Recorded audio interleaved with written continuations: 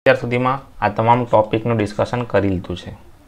Tiger દેશથી આપણે શરૂઆત કરીને આજના આ ટોપિકનું ડિસ્કશન કરીશું.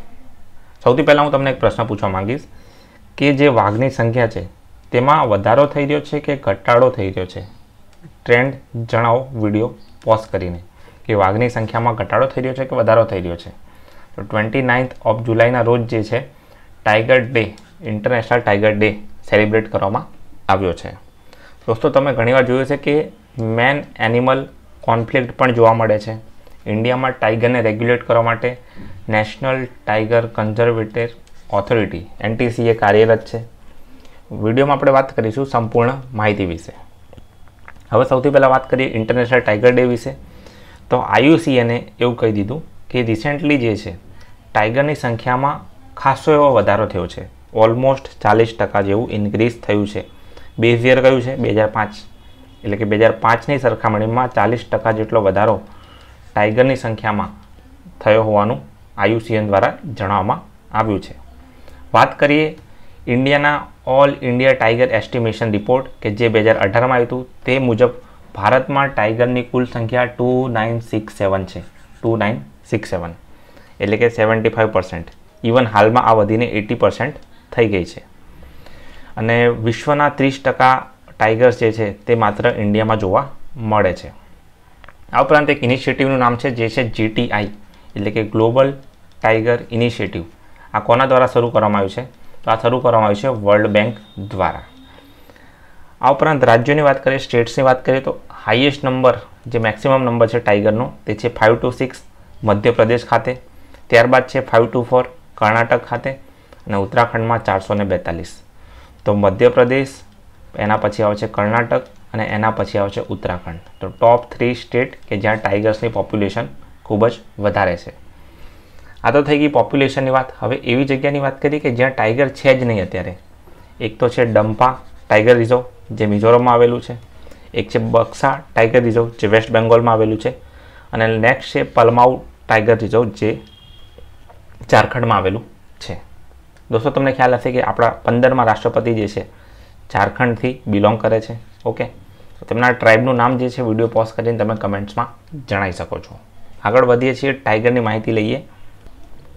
ટાઈગરનું વૈજ્ઞાનિક નામ છે પેન્થેરા ટિગ્રીસ. રાઈટ, પેન્થેરા ટિગ્રીસ જે છે ટાઈગરનું વૈજ્ઞાનિક નામ છે. આ તો વાત થઈ ગઈ મિત્રો માત્ર ટાઈગરની. હવે આપણે વાત કરીશું અન્ય એનિમલ્સની. સ્પેરો એટલે કે ચકલી દિવસ ક્યારે ઓબ્ઝર્વ કરવામાં આવે છે? તો સ્પેરો ડે ઓબ્ઝર્વ કરવામાં આવે છે 20 માર્ચના રોજ. એના પછી છે વર્લ્ડ વાઇલ્ડ લાઈફ ડે એટલે કે વિશ્વ વન્યજીવ દિવસ ક્યારે ઓબ્ઝર્વ કરવામાં આવે છે? 3 માર્ચના રોજ. એના પછી છે માઇગ્રેટરી બર્ડ ડે. માઇગ્રેટરી એટલે કે સ્થાનાંતર કરનારા પક્ષીઓનો દિવસ.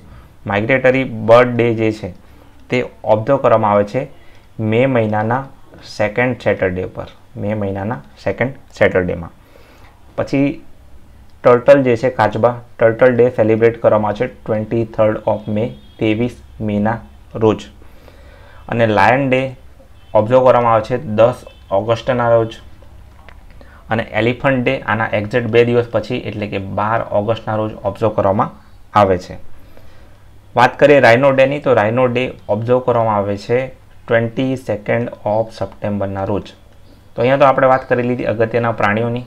એક વસ્તુ યાદ રાખો કે રાઇનો જે છે એક સિંગી ગેંડો જેને આપણે કહીએ છીએ, તે ભારતના આસામ ખાતે કાઝીરંગા નેશનલ પાર્કમાં જોવા મળે છે. ઝડપથી તેના પોપ્યુલેશનમાં ડિક્લાઇન જોવા મળી રહ્યો છે. તેના કન્ઝર્વેશનના કાર્યો શરૂ કરી દેવામાં આવ્યા છે. આ ઉપરાંત હિમાલયના વિસ્તારોની અંદર સ્નો લેપર્ડ જોવા મળે છે. તો આ સ્નો લેપર્ડ જે છે તે જનરલી હિલી એરિયામાં જોવા મળે છે. અને સ્નો લેપર્ડ માટેનો ડે 23 ઓક્ટોબરના રોજ ઓબ્ઝર્વ કરવામાં આવે છે. અને મંકી ડે જે છે, મંકી ઓબ્ઝર્વ કરવામાં આવે છે 14 ડિસેમ્બર. તો અહીંયા આપણે વાત કરી એવા ડેસની કે જે એનિમલ સાથે બિલોંગ કરે છે. હાલમાં જે ડે ઓબ્ઝર્વ કરવામાં આવે છે તે છે 29 જુલાઈ એટલે કે વર્લ્ડ ટાઈગર ડે. તો આ તમામ જે ડે છે તેને તમે લિસ્ટ આઉટ કરી શકો છો સાથે સાથે નોટ્સ બનાવીને. આગળ વધીએ છીએ ક્રિટિકલ ટાઈગર હેબિટાટ તરફ. એક ક્વેશ્ચન છે ટાઈગર રિઝર્વને લગતો. એવું છે કે નીચેનામાંથી કયું એક જે છે ક્રિટિકલ ટાઈગર હેબિટાટ અંતર્ગત સૌથી વધારે વિસ્તાર ધરાવે છે? અહીંયા તમારી સામે ઓપ્શન્સ છે.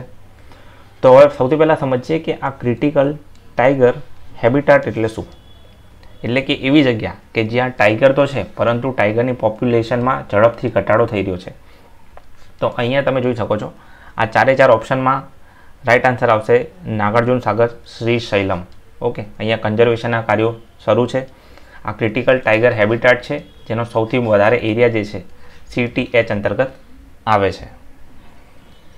નેક્સ્ટ આપણે એક અગત્યના ડોક્યુમેન્ટ તરફ આગળ વધીએ છીએ. રિસેન્ટલી એક અહેવાલ પબ્લિશ કરવામાં આવ્યો છે ministry of health and family welfare એટલે કે આરોગ્ય મંત્રાલય દ્વારા.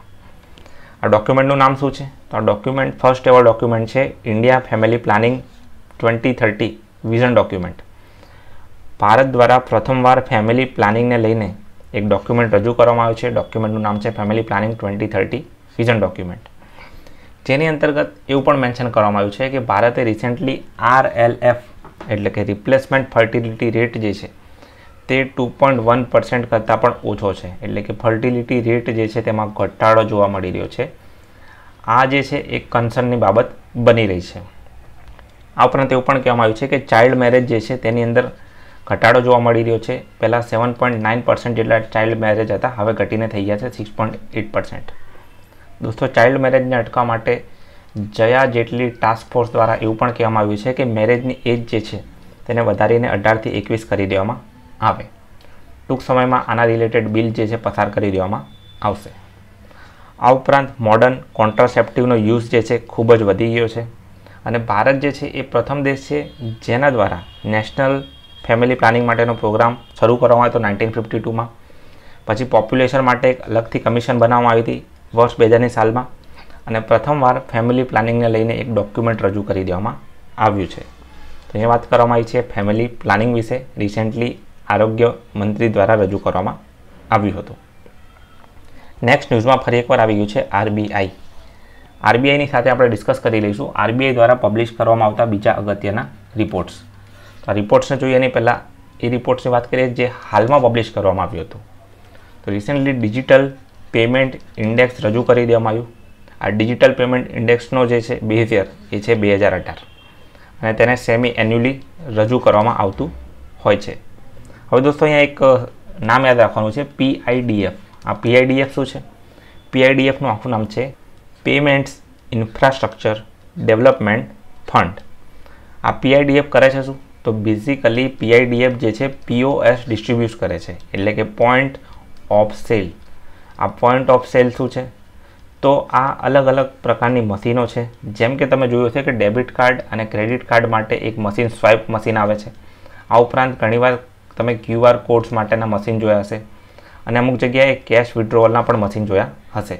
તો આ તમામ પ્રકારના મશીન કે જે કરન્સીને સર્ક્યુલેટ કરે છે તેને પોઈન્ટ ઓફ સેલ કહેવામાં આવશે. આ રિપોર્ટમાં શું કહેવામાં આવ્યું છે? તો રિપોર્ટમાં કહેવામાં આવ્યું છે કે બંને ફિઝિકલ અને ડિજિટલ આ બંને મોડને પ્રોત્સાહન આપવાનું છે અને ટાયર 3 થી લઈને ટાયર 6 સુધીના સિટી સુધી એનું વિસ્તરણ કરવાનું છે. આની સાથે નોર્થ ઇસ્ટ એટલે કે પૂર્વાંચલમાં પણ તેનું વિસ્તરણ કરવાનું રહેશે. તો આ વસ્તુ ખાસ યાદ રાખવાની છે કે બંને મોડ જે છે તેનું વિસ્તરણ કરવાનું છે ટાયર 3 થી લઈને 6 સિટી સુધીમાં.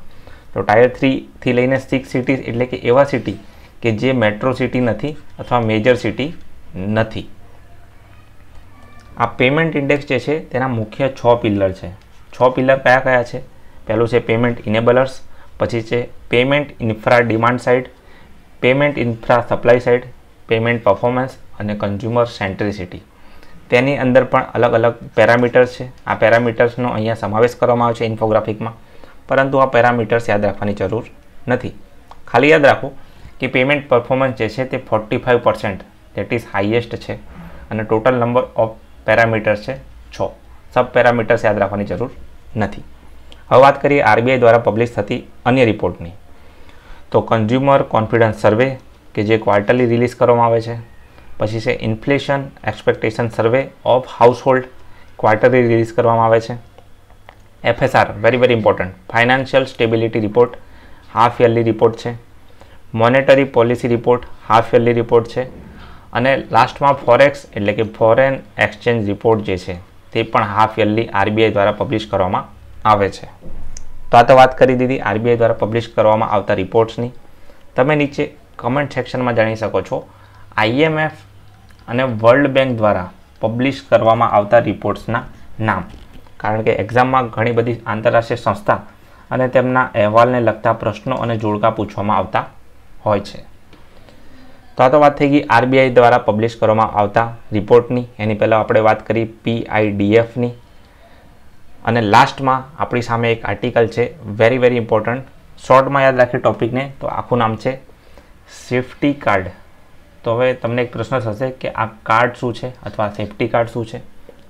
તો બેઝિકલી સેફ્ટી કાર્ડ જે છે એક આંતરરાષ્ટ્રીય સંસ્થા છે જેનું આખું નામ છે ICSCS. ફૂલ ફોર્મ શું છે?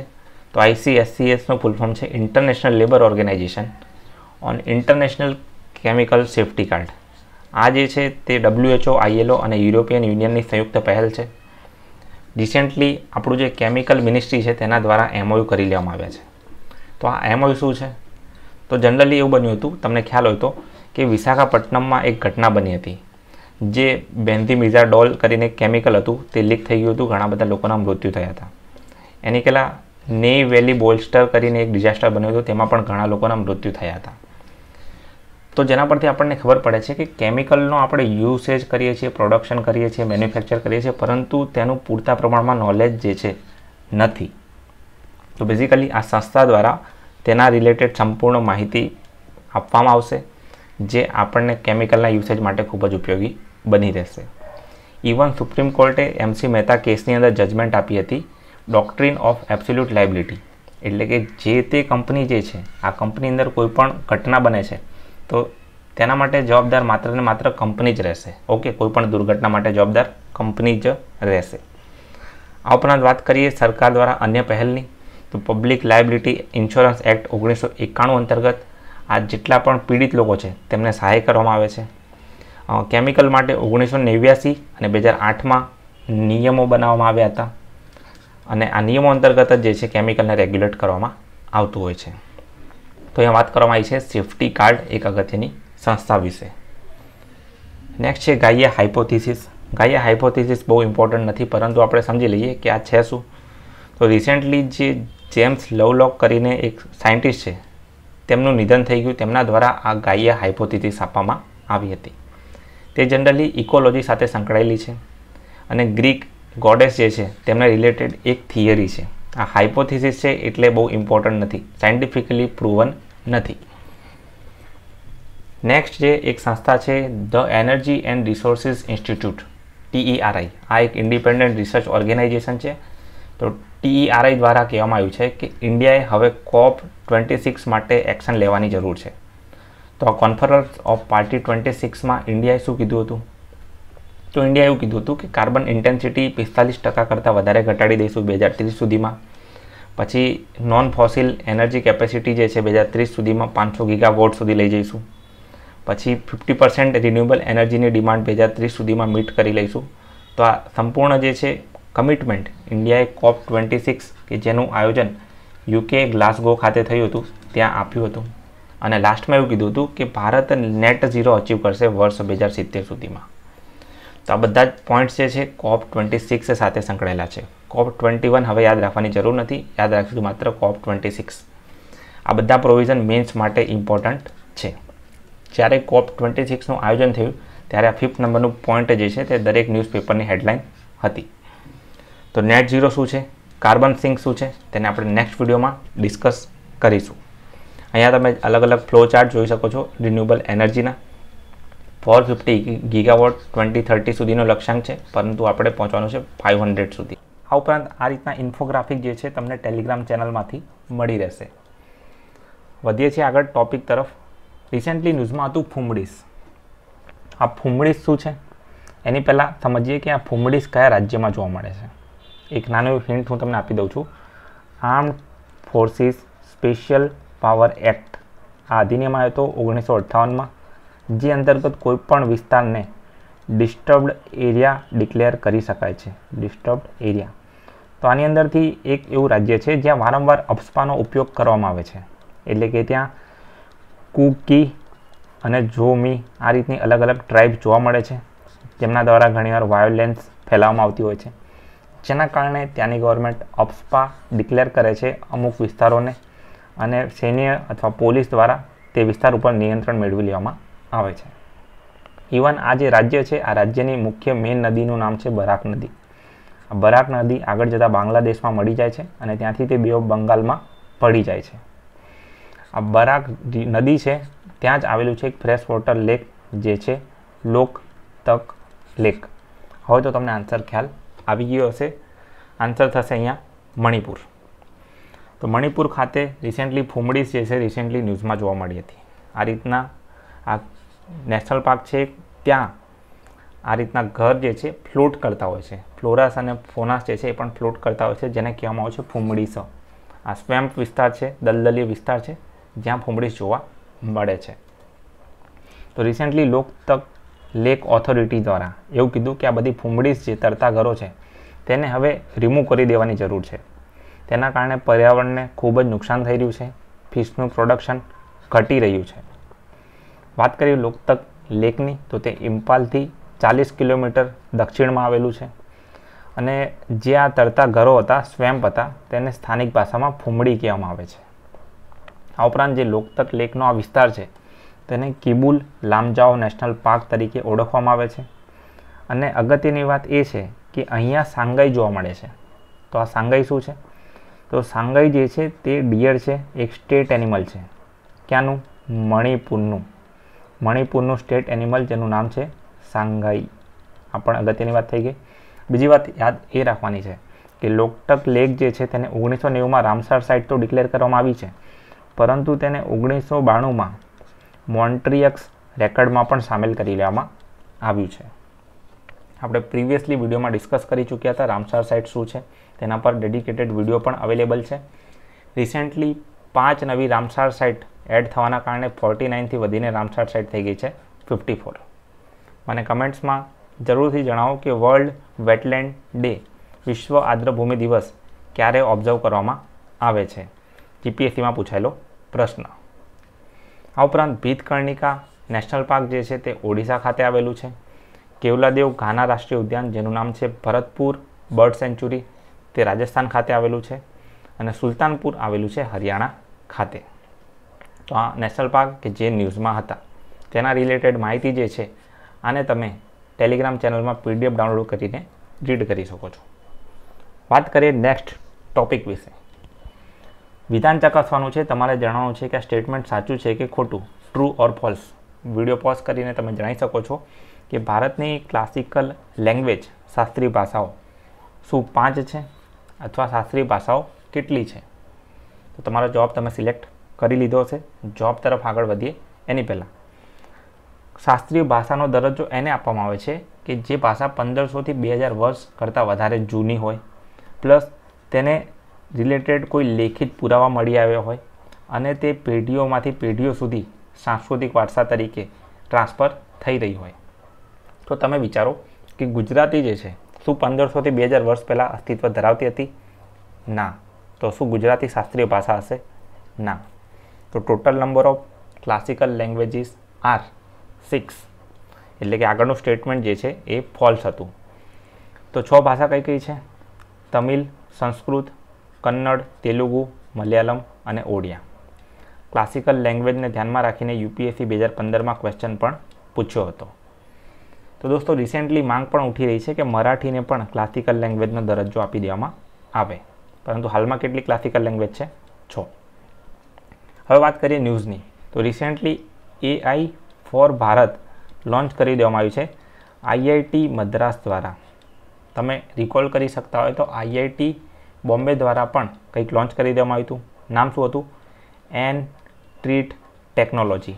આના પર આપણે ડિસ્કશન કરી ચૂક્યા છીએ. IIT Bombay N-treat technology.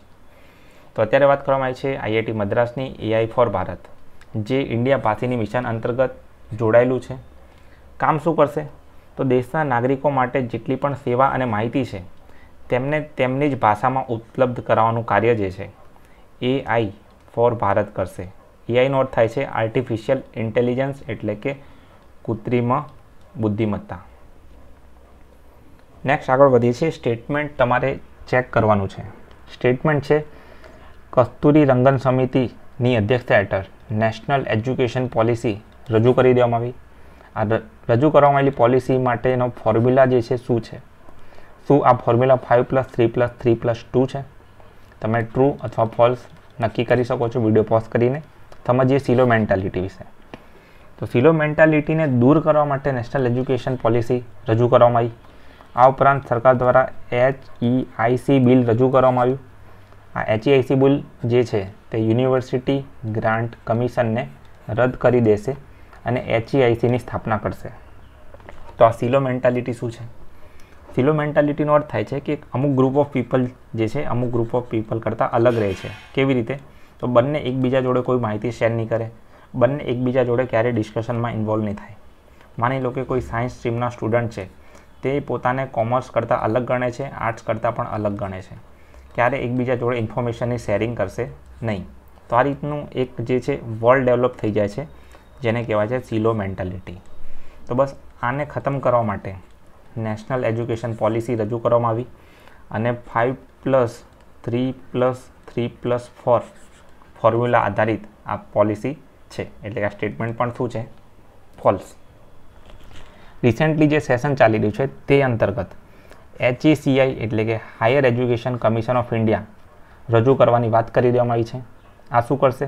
તો આ બેઝિકલી UGC એટલે કે યુનિવર્સિટી ગ્રાન્ટ કમિશન 1956ને રદ કરી દેશે અને પોતે જ તેનું સ્થાન લઈ લેશે. તે અંતર્ગત એક એડવાઇઝરી કાઉન્સિલની સ્થાપના કરી દેવામાં આવશે. પરંતુ અહીંયા અગત્યની વાત એ છે કે અત્યાર સુધી જેટલી પણ યુનિવર્સિટી અને કોલેજ છે તેને ગ્રાન્ટ આપવાનું કાર્ય જે છે તે UGC કરતી હતી, પરંતુ આ નવા બિલમાં આવી કોઈ જોગવાઈ કરવામાં આવી નથી. મુખ્ય ઉદ્દેશ્ય શું છે? તો મુખ્ય ઉદ્દેશ્ય અહીંયા એ છે કે લર્નિંગ રિલેટેડ અલગ અલગ કોર્સીસમાં સારું એવું આઉટકમ મેળવીએ. અત્યાર સુધી વાઇસ ચાન્સેલર માટે કોઈ ક્રાઇટેરિયા ન હતા, પરંતુ હવે ક્રાઇટેરિયા બનાવવામાં આવશે. અને બીજું કે એવા ઇન્સ્ટિટ્યુશન કે જે સારું કામ નથી કરી રહ્યા તેમને પણ હવે ક્લોઝ કરી દેવામાં આવશે. તો મુખ્ય 3 ઉદ્દેશ્યો છે. આ બિલ કોને લાગુ પડશે? તો આ બિલ તમામ યુનિવર્સિટી અને કોલેજો જે રાજ્યની અને કેન્દ્રની છે તેને લાગુ પડશે, પરંતુ જે નેશનલ મોન્યુમેન્ટમાં ઇમ્પોર્ટન્સ ધરાવે છે તેને લાગુ પડશે નહીં. તો આપણે વાત કરી HECI બિલ વિશે. મને તમે વિડીયો પોઝ કરીને જણાવો કે આ એજ્યુકેશન જે છે તે કોનો સબ્જેક્ટ છે? સ્ટેટનો કે સેન્ટરનો? એક નાની એવી ન્યૂઝ જે છે રિસેન્ટલી જોવા મળી, બહુ એક્ઝામ પોઈન્ટ ઓફ વ્યૂથી ઇમ્પોર્ટન્ટ નથી, પણ તમારે યાદ રાખવાનું છે કે પ્લેસીસ ઓફ વર્શિપ એક્ટ કયા વર્ષમાં આવ્યો હતો? તો એ છે 1991. અને બીજું છે AMSR એટલે કે ancient monument archaeological sites and remain act 1958માં આવ્યો હતો. તો આ રીતના કયા અધિનિયમ ક્યારે આવ્યા હતા તેને યાદ રાખવું જરૂરી છે. વિડીયોના સ્ટાર્ટિંગમાં વાત કરી આપણે અપ્સપાની. અપ્સપા ક્યારે આવ્યું હતું? 1958માં. એના પછી વાત કરી UGC 1956માં આવ્યું હતું. તો આ રીતના અધિનિયમો કયા વર્ષમાં આવ્યા હતા તે પણ ઇમ્પોર્ટન્ટ છે. આગળ વાત કરીએ રાજ્યની વિધાનસભાની એટલે કે સ્ટેટ એસેમ્બલીની. ખાલી યાદ રાખવાનું છે નંબર 1 ઉપર કોણ છે? તો વર્ષ દરમિયાન સૌથી વધારે વિધાનસભાના સત્રો એટલે કે બેઠકનું આયોજન કરનાર નંબર 1 સ્ટેટ કયું બની ગયું છે? કેરળ. 61 જેટલા સેશન કરી ચૂક્યું છે, 61 સિટિંગ કરી લીધા છે. વાત કરીએ ગુજરાતની, તો ગુજરાત ઓલમોસ્ટ 10મા ક્રમે છે, એટલે કે યાદ રાખવાની કોઈ જરૂર રહેતી નથી. નેક્સ્ટ એક સિમ્પલ વન લાઇનર ફેક્ટ આપણી સામે અહીંયા જોવા મળી રહ્યું છે કે રિસેન્ટલી શીખો કમાઓ યોજના શરૂ કરવામાં આવી કયા મંત્રાલય દ્વારા? તો યાદ રાખીશું મિનિસ્ટ્રી ઓફ માઇનોરિટી અફેર એટલે કે લઘુમતી બાબતોના મંત્રાલય દ્વારા. તો જેટલા પણ માઇનોરિટી સાથે સંકળાયેલા યુવાનો છે 14 થી 35 વર્ષના, તેમના સ્કિલને અપગ્રેડ કરવો અને પોસ્ટ પ્લેસમેન્ટ એટલે કે પ્લેસમેન્ટ મળ્યા બાદ 2000 રૂપિયા પર મંથ સ્ટાઇપેન્ડ આપવામાં આવશે. લઘુમતી મંત્રાલયની અન્ય સ્કીમોના નામ અહીં મેન્શન કરી દેવામાં આવ્યા છે. આગળ વધીએ. ભારતમાં કયા દેશમાંથી સૌથી વધારે ફોરેન ડાયરેક્ટ ઇન્વેસ્ટમેન્ટ આવે છે? તો આ તો બહુ ઇઝી ક્વેશ્ચન છે, આપણને ખ્યાલ આવી ગયો કે સિંગાપુરમાંથી સૌથી વધારે FDI આવે છે. આ FDIનું વિરોધી છે FII, ફોરેન ઇન્સ્ટિટ્યુશનલ ઇન્વેસ્ટમેન્ટ, જેને આપણે ફોરેન પોર્ટફોલિયો ઇન્વેસ્ટમેન્ટ તરીકે ઓળખીએ છીએ. આ FDI જે છે તે લોંગ ટર્મ છે, આ FII જે છે તે શોર્ટ ટર્મ છે. આ ઉપરાંત FDIના પણ 2 પ્રકાર છે, એક છે ઓટોમેટિક રૂટ અને બીજું છે ડાયરેક્ટ રૂટ. અમુક ક્ષેત્રો જેમ કે એટમ, પછી છે રેલવે. તો આવા બધા ક્ષેત્રોમાં એફડીઆઈ જે છે અલાઉડ નથી. તો અહીંયા વાત કરવામાં આવી છે એફડીઆઈની અને એફડીઆઈના હાલના ટ્રેન્ડની. અને યાદ રાખો કે માયારામ સમિતિ દ્વારા ફોરેન ડાયરેક્ટ ઇન્વેસ્ટમેન્ટની ભલામણ કરી દેવામાં આવી હતી. એક વસ્તુ અહીંયા બાકી રહે છે કે આ એફડીઆઈ એટલે શું. તો માની લો કે કોઈ એક દેશમાં કોઈ એક કંપનીની અંદર તમે કોઈ ભાગીદારી ખરીદવા માંગો છો અથવા એની અંદર ઓનરશિપ મેળવવા માંગો છો, તો તમે અહીંયા કરશો અમુક અમાઉન્ટ ઓફ ઇન્વેસ્ટમેન્ટ, જેને કહેવાય છે ફોરેન ડાયરેક્ટ ઇન્વેસ્ટમેન્ટ એટલે કે એફડીઆઈ. આગળ વધીએ, હાલમાં ટ્રેન્ડ શું છે. તો રિસેન્ટલી ઇન્ડિયાની અંદર હાઈએસ્ટ એવર એફડીઆઈ 84 બિલિયન મળ્યું હોવાનું વાણિજ્ય મંત્રાલયના સર્વેમાં જણાવવામાં આવ્યું છે. ટોપ 3 કન્ટ્રીઝ કયા કયા છે? Singapore, USA, Mauritius. સ્ટેટની વાત કરીએ તો કર્ણાટકમાં સૌથી વધારે એફડીઆઈ મળે છે, પછી છે મહારાષ્ટ્ર અને પછી છે દિલ્હી. વાત કરીએ કયા કયા સેક્ટરમાં સૌથી વધારે એફડીઆઈ જઈ રહ્યું છે.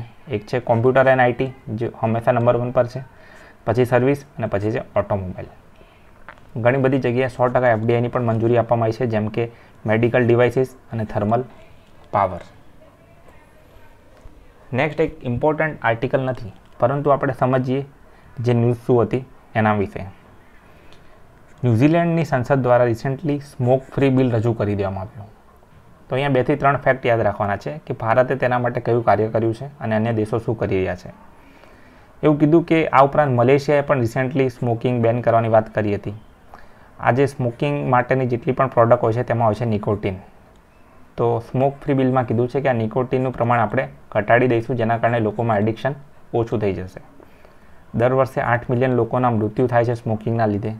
અને વર્લ્ડ નો ટોબેકો ડે જે છે 31મી મેના રોજ ઓબ્ઝર્વ કરવામાં આવે છે. વર્ષ 1975માં સિગરેટ એક્ટ આવ્યો હતો, પરંતુ આમાં તો માત્ર ને માત્ર સિગરેટની જ વાત કરવામાં આવી હતી. તો તેને ધ્યાનમાં લઈને 2003માં સુધારો કરી દેવામાં આવ્યો, cigarette and other tobacco product act, એટલે કે સિગરેટ ધરાવતી તમામ પ્રોડક્ટ જે છે તેના એડવર્ટાઇઝમેન્ટ ઉપર જે છે આ રીતનું સ્મોકિંગ ઇઝ ઇન્જરિયસ ટુ હેલ્થ આ રીતની એક ટેગલાઇન મેન્શન કરવામાં આવશે. 2019ની અંદર ફરી એકવાર સુધારો કરીને ઇલેક્ટ્રોનિક સિગરેટને પણ અહીં બેન કરી દેવામાં આવેલ છે. તો અહીંયા ભારતના અમુક પ્રોવિઝનની વાત યાદ રાખીશું. નેક્સ્ટ છે આફ્રિકન સ્વાઇન ફીવર. દર મંથ ન્યૂઝમાં આવી જાય છે, બહુ ઇમ્પોર્ટન્ટ નથી, પરંતુ યાદ રાખવાનું છે એક સ્ટેટમેન્ટ. આફ્રિકન સ્વાઇન ફીવર જે છે તે સ્વાઇન સાથે સંકળાયેલું છે. પ્રથમવાર ઓરિજિન આફ્રિકામાં જોવા મળ્યું હતું. અને એક સ્ટેટમેન્ટ છે કે શું આ આફ્રિકન સ્વાઇન ફીવર જે છે હાઈલી કોન્ટેજિયસ છે, ઝડપથી ફેલાય છે? જવાબ છે હા. બીજો પ્રશ્ન એ છે કે આ આફ્રિકન સ્વાઇન ફીવર જે છે animal two human transmission possible છે? જવાબ છે ના. આ એનિમલ ટુ એનિમલ ટ્રાન્સમિશન થાય છે, હ્યુમન સુધી પહોંચતું નથી. તો અહીંયા વાત કરી એએસએફની. આના કરતાં વધારે ઇમ્પોર્ટન્ટ હતું લમ્પી સ્કિન ડિઝીઝ, જેને આપણે અગાઉના વિડીયોમાં ડિસ્કસ કરી ચૂક્યા હતા. એની પહેલાં HIV રિલેટેડ ડ્રગની પણ ડિસ્કશન આપણે કરી ચૂક્યા. તો રિસેન્ટલી જે એફડીઆઈ ન્યૂઝમાં હતું તે અંતર્ગત નંબર 1 એફડીઆઈ ઇન્ફ્લો કરનારું કન્ટ્રી કયું છે? તમારે વિડીયો પોઝ કરીને કમેન્ટમાં આન્સર આપવાનો છે. ટોપ 3 કન્ટ્રીઝ હતા, જેમાં નંબર 2 પર હતું યુએસએ, નંબર 3 પર હતું મોરેશિયસ. તો નંબર 1 ઉપર કોણ છે નીચે કમેન્ટ્સ કરીને ખાસ જણાવો. દોસ્તો, તમારા કમેન્ટ્સથી અમે ખૂબ જ મોટિવેટેડ રહીએ છીએ, એટલે કમેન્ટ્સ જરૂરથી કરો. આગળ વધીએ છીએ નેક્સ્ટ ટોપિક તરફ. એક નવું બિલ જે છે recently weapon of mass destruction introduce કરવામાં આવ્યું છે. તો બિલને ડિસ્કસ કરતાં પહેલાં તેના બેકગ્રાઉન્ડને ડિસ્કસ કરી લઈએ. હવે તમે ધ્યાનથી એક વાત સમજો કે જ્યારે વિશ્વયુદ્ધ 2 ચાલી રહ્યું હતું, વર્લ્ડ વોર 2, ત્યારે એક સાયન્ટિસ્ટ જે છે અમેરિકાના એક ફિઝિસિસ્ટ ઓપનહેમર, તેમનું આખું નામ છે રોબર્ટ ઓપનહેમર. તો આ રોબર્ટ ઓપનહેમર દ્વારા જે છે સક્સેસફુલી વિશ્વનો પ્રથમ ટ્રિનિટી ટેસ્ટ કરી લેવામાં આવ્યો, જે મેનહટન પ્રોજેક્ટ અંતર્ગત ટ્રિનિટી ટેસ્ટ કરી લેવામાં આવ્યો હતો. તો પ્રશ્ન એ છે કે આ ટ્રિનિટી ટેસ્ટ શેની સાથે સંકળાયેલો છે? તો વિશ્વમાં પ્રથમવાર કોઈ વ્યક્તિ દ્વારા એટમ બોમ્બ તૈયાર કરી લેવામાં આવ્યો હતો, એટલે કે ન્યુક્લિયર સંસાધનોનો ઉપયોગ. તો વિશ્વમાં ફાધર ઓફ એટમ બોમ્બના પિતા તરીકે ઓળખવામાં આવે છે રોબર્ટ ઓપનહેમરને. દોસ્તો, આ ટેસ્ટ જે છે પ્રાયોગિક ધોરણે કરવામાં આવ્યો હતો.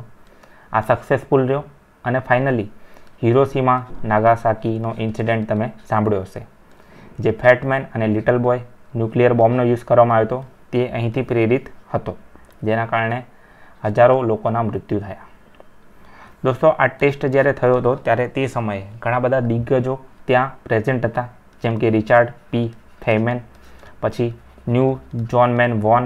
આ રીતના જેટલા પણ આપણા ધોરણ 9થી લઈને 12 સુધીની સ્ટેન્ડર્ડની બુક્સમાં સાયન્ટિસ્ટના નામ મેન્શન છે, તેમાંથી કોઈને કોઈ સાયન્ટિસ્ટ જે છે આ ટેસ્ટ સાથે સંકળાયેલા હતા.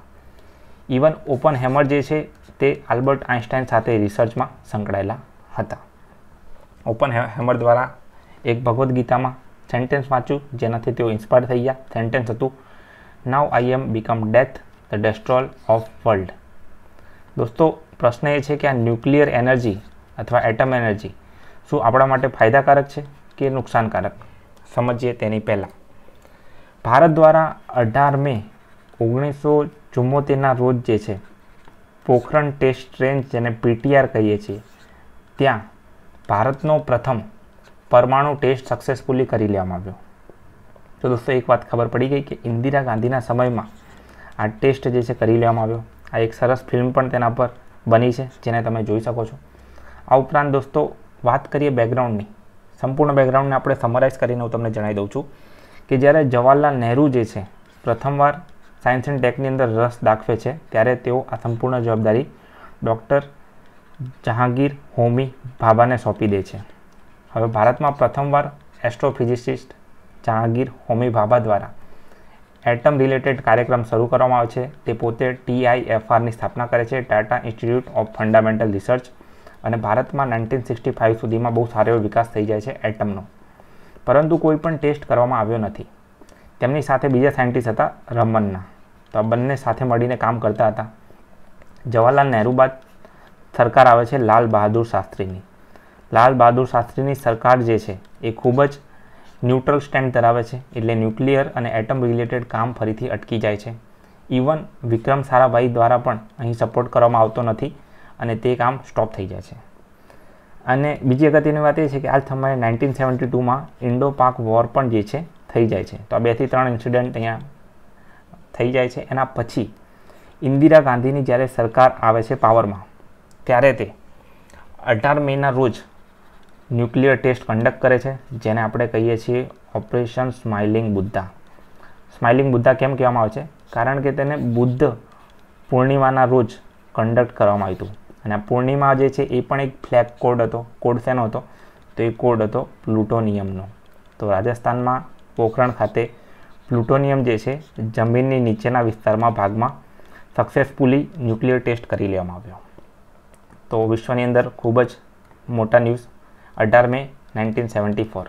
ઇવન 1998ની અંદર જે છે ફરી એકવાર પોખરણ 2 પણ થાય છે. તો દોસ્તો, વાત એમ છે કે શું કોઈ પણ દેશ આ રીતે આનો ઉપયોગ કરી શકે છે ન્યુક્લિયર એનર્જીનો? ના. તો તેને રોકવા માટે અલગ અલગ ટ્રીટી સાઇન કરવામાં આવે છે, અને એના માટે એક વર્ડ પણ યુઝ થાય છે જેને કહેવાય છે વેપન ઓફ માસ ડિસ્ટ્રક્શન. એટલે કે એકસાથે ઘણી બધી વસ્તુ પર નષ્ટ કરવા માટે વપરાતા હથિયારો. તો હવે આ વેપન ઓફ માસ ડિસ્ટ્રક્શન જે છે તેના માટે સરકાર એક બિલ લઈને આવી છે. બિલને સમજ્યાની પહેલાં હું તમને જણાવી દઉં. આપણે બેકગ્રાઉન્ડની વાત કરી. હવે આ જે છે વેપનના 3 પ્રકાર હોય છે. એક હોય છે ન્યુક્લિયર, એક હોય છે બાયોલોજિકલ અને એક હોય છે કેમિકલ. તો આ NBC વેપન ઉપર પ્રતિબંધ લાદવાનો છે. તેના માટે વિશ્વએ ઘણા બધા પ્રયત્નો કર્યા.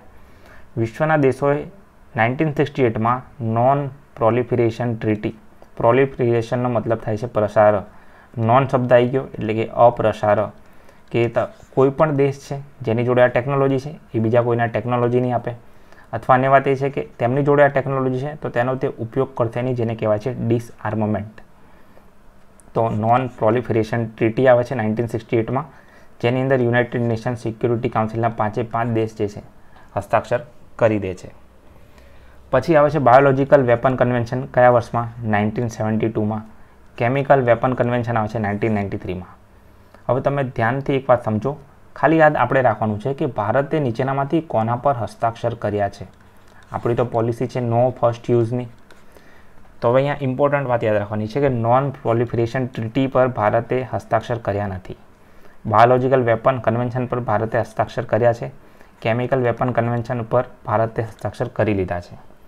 તો આટલા સ્ટેટમેન્ટ યાદ રાખવા ઇમ્પોર્ટન્ટ છે તેમના યર સાથે. પછી 2005માં એક કાયદો બને છે જેમાં વેપન ઓફ માસ ડિસ્ટ્રક્શન જે છે તેના ઉત્પાદન ઉપર પ્રતિબંધ લાદી દેવામાં આવે છે. અને ફાઇનલી વર્ષ 2022માં એક નવું બિલ આવે છે. એવું કહેવાય છે કે પ્રતિબંધ લાદ્યો તો માત્ર મેન્યુફેક્ચરિંગ એટલે કે ઉત્પાદન ઉપર, અને હવે જે છે તેના ફંડિંગ ઉપર એટલે કે તેના રિલેટેડ કોઈ પણ ફંડિંગ થતું હશે તેના પર પણ પ્રતિબંધ લાદી દેવામાં આવશે. તો આ વાત થઈ ગઈ બિલની. આ ઉપરાંત વાત કરીએ એક અગત્યના પ્રોવિઝનની. તો પ્રોવિઝન શું હતું આ બિલનું?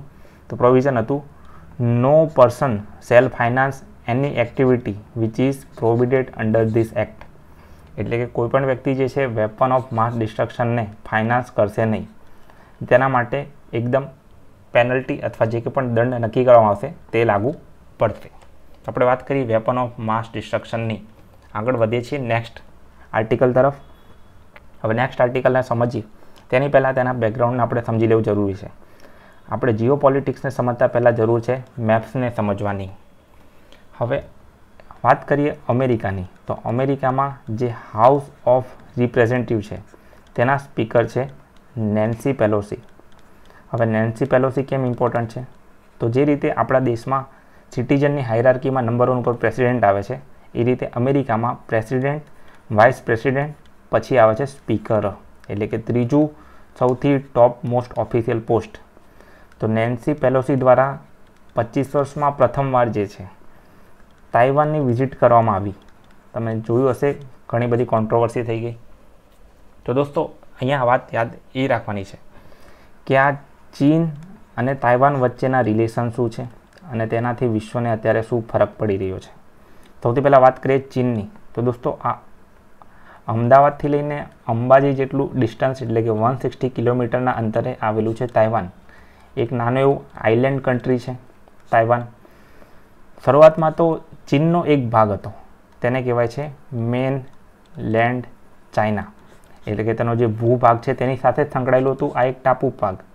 પરંતુ 1949માં માઓ ઝેડોંગ જે છે, માઓ ઝેડોંગ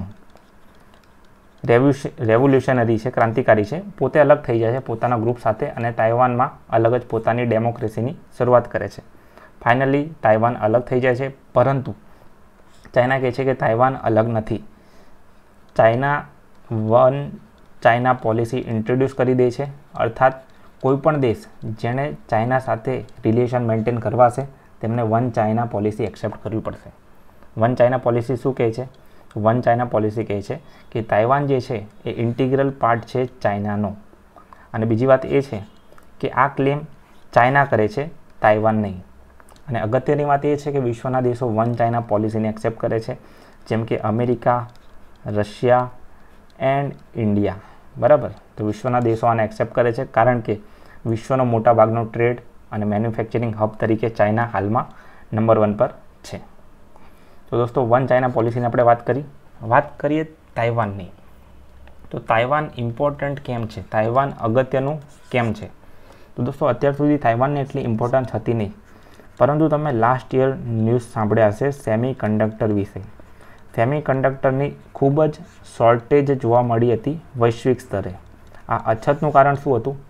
તો વિશ્વનું ઓલમોસ્ટ 53% કરતાં પણ વધારે સેમી કન્ડક્ટર જે છે, સેમી કન્ડક્ટર ચીપ, તે માત્ર ને માત્ર તાઇવાન એકલું બનાવે છે. એક નાનું અમથું કન્ટ્રી જે છે આ એડવાન્સ લેવલની ટેકનોલોજીનો ઉપયોગ કરીને સેમી કન્ડક્ટર ચીપ બનાવે છે. હવે અગત્યની વાત છે કે સેમી કન્ડક્ટર ચીપનો ઉપયોગ ક્યાં થાય છે? મોબાઈલ, લેપટોપ, સ્માર્ટફોન અને તમામ ઇલેક્ટ્રોનિક આઇટમ્સ જે છે દરેક જગ્યાએ સેમી કન્ડક્ટર ચીપનો ઉપયોગ થાય છે.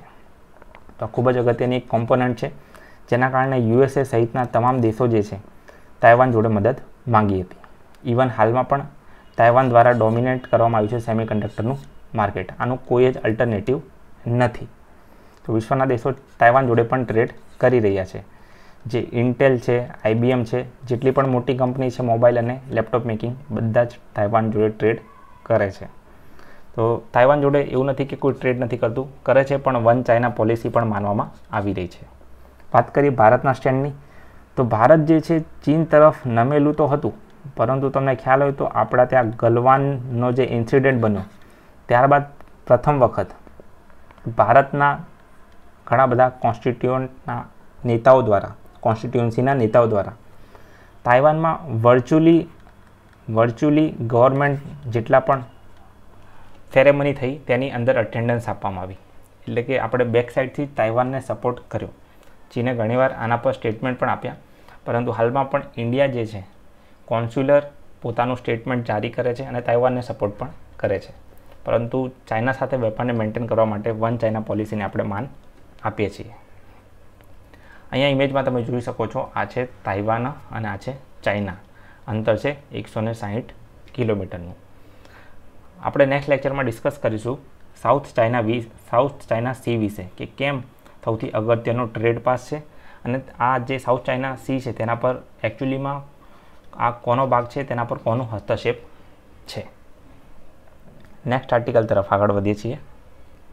થોડા સમય પહેલાં જ આંધ્રપ્રદેશમાં જે ન્યૂલી ઇલેક્ટેડ ગવર્મેન્ટ હતી તેમણે એવું કીધું કે આપણા ત્યાં જેટલી પણ જોબ્સ છે એમાં લોકલ ત્યાંના સ્થાનિક લોકોને 100% રિઝર્વેશન આપી દઈએ. તો સુપ્રીમ કોર્ટે કીધું કે ના, આ રીતે તમે ના કરી શકો, આ વસ્તુ પોસિબલ નથી. કેમ? કારણ કે ઇન્દિરા સાની કેસ 1992માં કીધું કે આપણે 50% ઉપર આ નંબરને લઈ નથી જવાનો.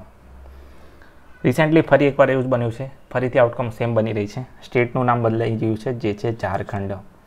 ઝારખંડે કીધું કે સ્થાનિક લોકોને 100% કોટા આપી દઈએ આપણે સરકારી નોકરીઓ એટલે કે પબ્લિક એમ્પ્લોયમેન્ટમાં.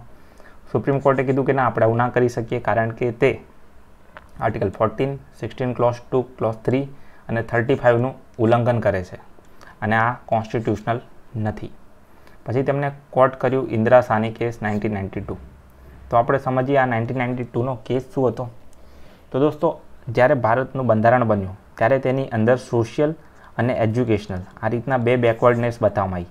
એટલે કે સામાજિક અને શૈક્ષણિક બે બેકવર્ડનેસને માન્યતા તો મળી ગઈ, પરંતુ જો આ ઇકોનોમિક હતી, આર્થિક રીતે, તેને ક્યારેય માન્યતા મળી નહીં. તેને ધ્યાનમાં રાખીને SEBC કમિશન રચવામાં આવ્યું. મોરારજી દેસાઈ સરકાર દ્વારા આ SEBC કમિશન જે રચવામાં આવ્યું તેને કહેવાય છે BP મંડલ કમિશન. આ BP મંડલ કમિશન જે છે તેના જ રિપોર્ટનો ઉપયોગ કરીને OBC કરીને સેગમેન્ટ રજૂ થાય છે, જેને કહેવાય છે અધર બેકવર્ડ કાસ્ટ, જેને 27% કોટાની જાહેરાત કરી દેવામાં આવે છે. અને એક નવો કોન્સેપ્ટ રજૂ કરવામાં આવે છે જેને કહેવાય છે ક્રીમી લેયર. એટલે કે જે આ ઇકોનોમિક બેકવર્ડનેસ છે તેના માટે ઉપયોગ કરીશું ક્રીમી લેયરનો. ફેમિલી ઇન્કમ કેટલા કરતાં વધારે ન હોવી જોઈએ, તો 8 લાખ કરતાં વધારે ન હોવી જોઈએ. ક્રીમી લેયર સર્ટિફિકેટ વિશે તમે સાંભળ્યું છે. ક્રીમી લેયરની લિમિટ છે 8 લાખ રૂપિયા. આ ઉપરાંત ઇન્દિરા સાની કેસમાં સુપ્રીમ કોર્ટે ફિક્સ કર્યું કે આ કોટા જે છે 50% કરતાં વધારે નહીં થઈ શકે. તો અહીંયા વાત કરી દીધી આપણે રિસેન્ટલી ન્યૂઝમાં હોય તેવા અગત્યના પોલિટીના પોઈન્ટની. નેક્સ્ટ ટોપિક છે રિજિયોનલ રૂરલ બેંક RRB. સૌથી પહેલાં સમજીએ RBIનું જે માળખું છે તેના વિશે. RBIના માળખા અંતર્ગત બેંકના બે પ્રકાર છે, શિડ્યુલ અને અનશિડ્યુલ.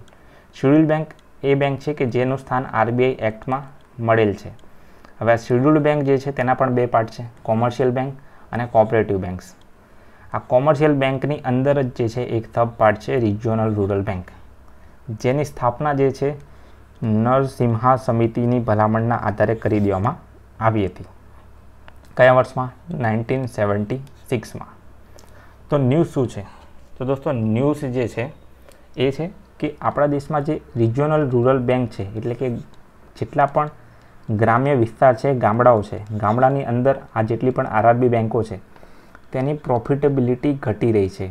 એટલે કે શોર્ટ વર્ડમાં કહીએ તો આ બધી જ નુકસાનમાં ચાલી રહી છે. કેમ? કારણ કે ગ્રામીણ વિસ્તારમાં એટલું બધું ટ્રાન્ઝેક્શન હોતું નથી. નેટ વોલ્યુમ જે છે ખૂબ જ ઓછું છે અને મોસ્ટલી જેટલા પણ લોકો બેંકમાં જાય છે તે ડાયરેક્ટ બેનિફિટ ટ્રાન્સફર એટલે કે કોઈપણ યોજના માટેના પૈસા જે છે ત્યાંથી ઉપાડવા માટે જતા હોય છે, જેના કારણે RRBનું જે ફંક્શન છે એ નલ એન્ડ વોઇડ બની રહ્યું છે. ભાગીદારીની વાત કરીએ તો સેન્ટર 50%, સ્ટેટ 15% અને જે સ્પોન્સર બેંક હશે તે 35%. આ રીતનું ભાગીદારી જે છે પાર્ટનરશિપ રિજિયોનલ રૂરલ બેંકમાં જોવા મળે છે. 1975માં ભારતની પ્રથમ RRB પ્રથમા બેંક જે છે શરૂ થઈ હતી. ખાલી યાદ રાખવાનું છે સમિતિનું નામ નરસિમ્હા સમિતિ, RRB એક્ટ 1976. આગળ વધીએ છીએ. નેક્સ્ટ છે પિચ બ્લેક. પીચ બ્લેક તાજેતરમાં યોજાઈ ગયો. યાદ રાખો કે કોના દ્વારા તેનું આયોજન કરી દેવામાં આવ્યું હતું. તેનું આયોજન જે છે કરી દેવામાં આવ્યું હતું ઓસ્ટ્રેલિયા દ્વારા. ઓસ્ટ્રેલિયાના એરફોર્સ દ્વારા દર 2 વર્ષે કરવામાં આવતો એક યુદ્ધ અભ્યાસ છે, જેની અંદર 17 દેશો જોડાય છે. તેનો એક ભાગ ભારત પણ છે. આ ઉપરાંત ભારત જે છે ઓસ્ટ્રેલિયા જોડે બીજી કઈ યુદ્ધ અભ્યાસ કરે છે? એક છે ઓસિન્ડેક્સ કે જે નેવી દ્વારા કરવામાં આવે છે, અને બીજું છે મલબાર, જેની અંદર ઇન્ડિયા, ઓસ્ટ્રેલિયા, USA અને જાપાન આ 4 દેશો મળીને કરે છે. શું તમે આ 4 દેશને જોડીને કોઈ આંતરરાષ્ટ્રીય ગ્રુપનું નામ બનાવી શકો છો?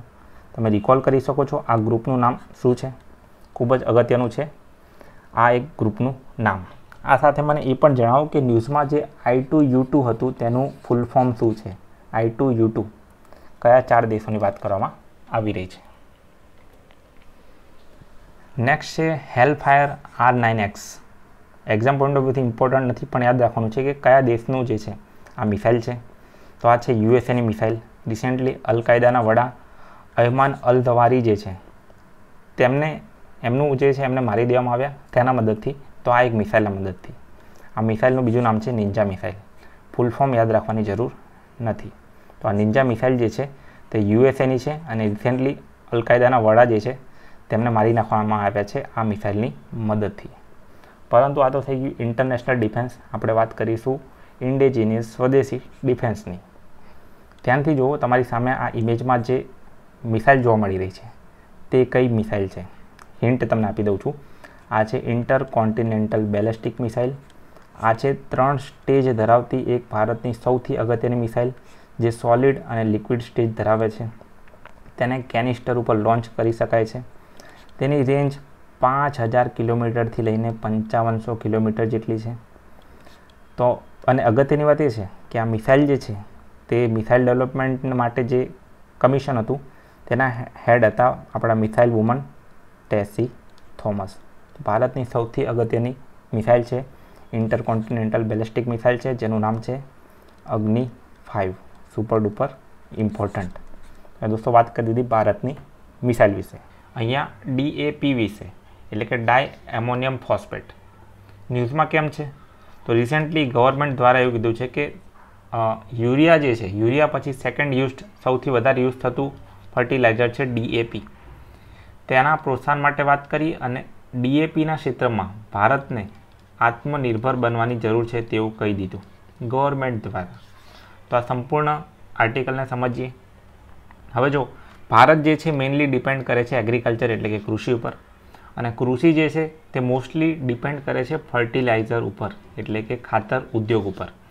ભારતમાં ખાતર ઉદ્યોગ કોણ રેગ્યુલેટ કરે છે? તો તે રેગ્યુલેટ કરે છે યુનિયન ગવર્મેન્ટ. હવે આ ફર્ટિલાઇઝર ઇન્ડસ્ટ્રીનું ખૂબ જ ઇમ્પોર્ટન્સ છે. ઘણા બધા અલગ અલગ ફર્ટિલાઇઝર જેમ કે di ammonium phosphate, mono ammonium phosphate, nitrogen, phosphorus, potassium જેને આપણે NPK કહીએ છીએ, અને સુપર ફોસ્ફેટ. આ બધા જ ફર્ટિલાઇઝર જે છે હાલમાં યુઝમાં છે.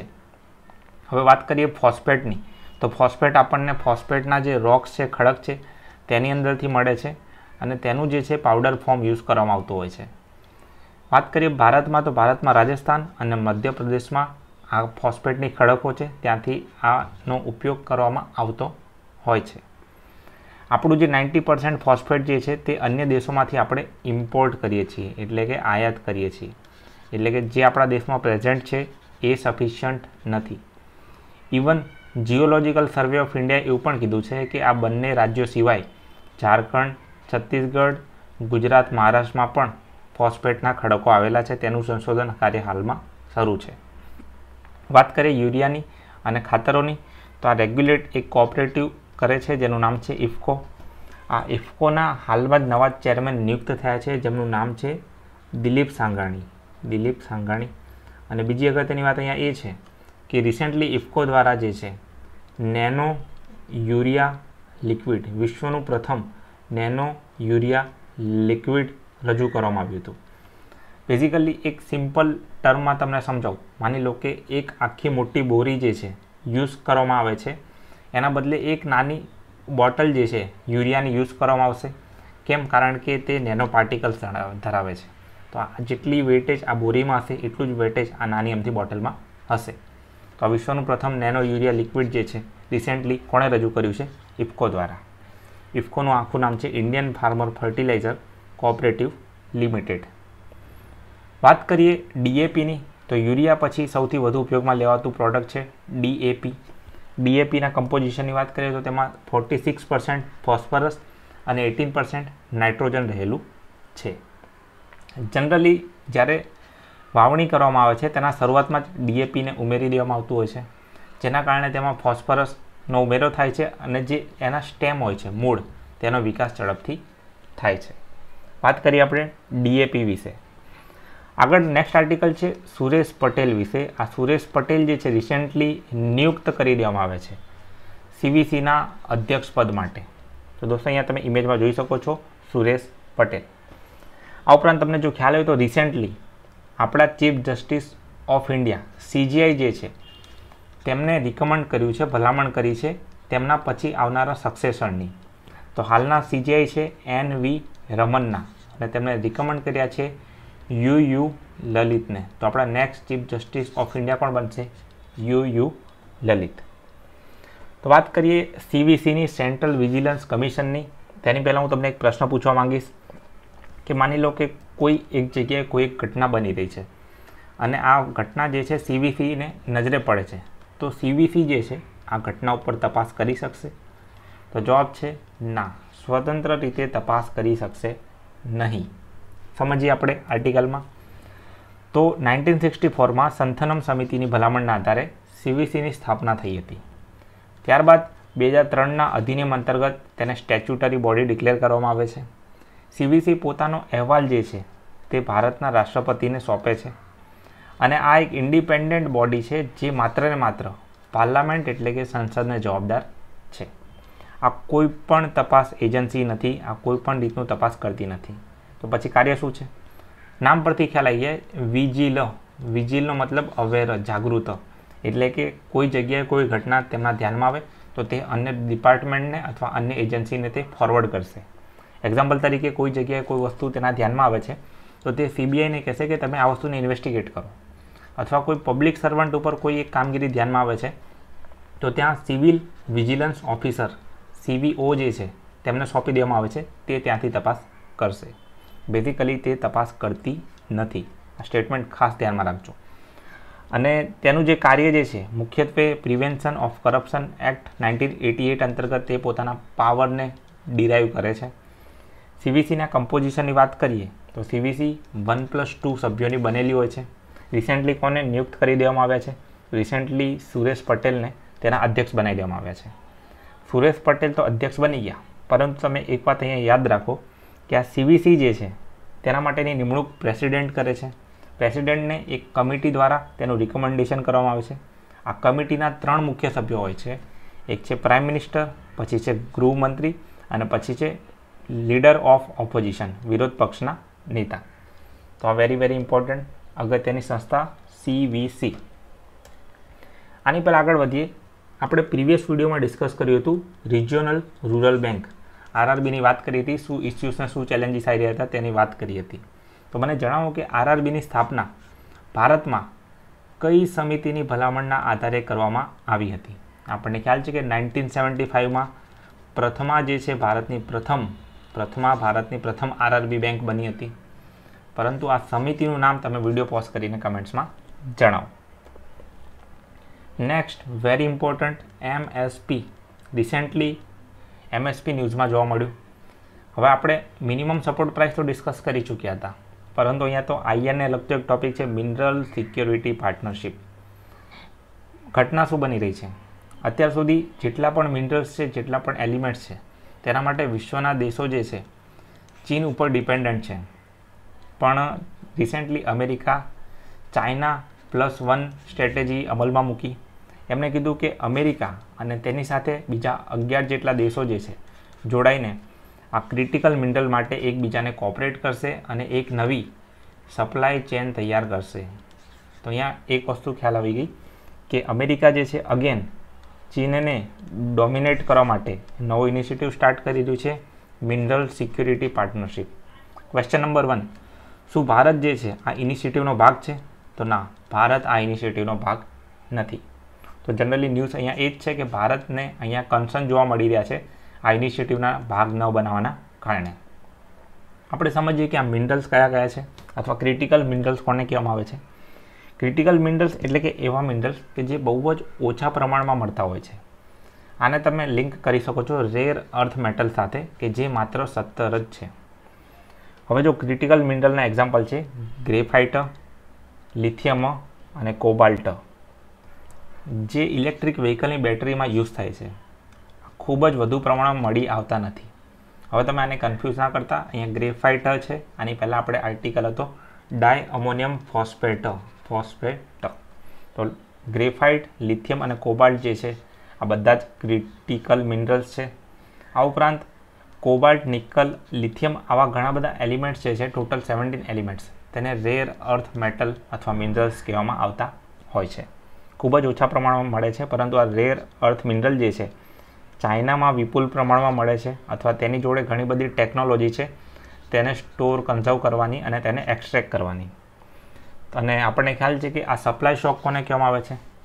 તો કોવિડ પેન્ડેમિકના કારણે જે સપ્લાય ચેન હતી આ સપ્લાય ચેન ડિસરપ્ટ થઈ ગઈ હતી, જેને કહેવાય છે સપ્લાય શોક. તો આ સપ્લાય શોકને કાઉન્ટર કરવા માટે, ચીનને ડોમિનેટ કરવા માટે મિનરલ સિક્યુરિટી પાર્ટનરશિપ અમેરિકાએ અલગ અલગ 11 દેશો સાથે શરૂ કરી. 11 દેશોનું નામ તમે અહીંયા જોઈ શકો છો. યાદ રાખવાની જરૂર નથી, યાદ રાખો માત્ર રેર અર્થ મિનરલ કેટલા છે 17. અને આ MSPનો ભારત ભાગ છે કે નહીં? જવાબ છે નો. નેક્સ્ટ ન્યૂઝમાં છે FRPને સમજીએ. એની પહેલાં FRPના બેકગ્રાઉન્ડ તરફ આગળ વધીએ. FRPનું બેકગ્રાઉન્ડ સ્ટાર્ટ થાય છે રંગરાજન સમિતિથી. રંગરાજન સમિતિએ શેરડીની ખેતી માટે રિકમેન્ડ કર્યું હતું FRP. હવે શેરડીની પહેલાં વાત કરીએ સ્ટેટિક પોર્શનની. તો તેને તાપમાન જે છે 21 થી 27ની વચ્ચે જોઈએ છે, 75 થી 100 સેન્ટીમીટર જેટલો વરસાદ જોઈએ છે. અને ટોપ સ્ટેટની વાત કરીએ તો મહારાષ્ટ્ર, ઉત્તર પ્રદેશ અને કર્ણાટક આ ટોપ શુગર કેન પ્રોડ્યુસિંગ સ્ટેટ છે. હવે અહીંયા પ્રોબ્લેમ શું છે? તો પ્રોબ્લેમ એ છે કે ખૂબ જ વધારે લેબરની જરૂર પડે છે, આની સાથે ખૂબ જ વધારે પાણીની જરૂર પડે છે. આ બે વસ્તુ થઈ ગઈ. અને ગવર્મેન્ટ દ્વારા બહુ બધી કોઈ ગ્રાન્ટ કે સબસિડી આપવામાં આવતી નથી. તો અહીંયા તમે જોઈ શકો છો કે આટલા ઇમ્પોર્ટન્ટ પોર્શનના કારણે અહીંયા જે છે ખર્ચ ખૂબ જ વધારે થઈ જાય છે. જે ખેડૂત દ્વારા ઇનપુટ કોસ્ટ છે તે વધી જાય છે અને તમે જુઓ છો કે આઉટપુટ કોસ્ટ ખૂબ જ ઓછો હોય છે. શેરડી બજારમાં ખૂબ જ ઓછા ભાવે મળતી હોય છે. તેમાંથી કઈ કઈ વસ્તુ બાય પ્રોડક્ટ બને છે?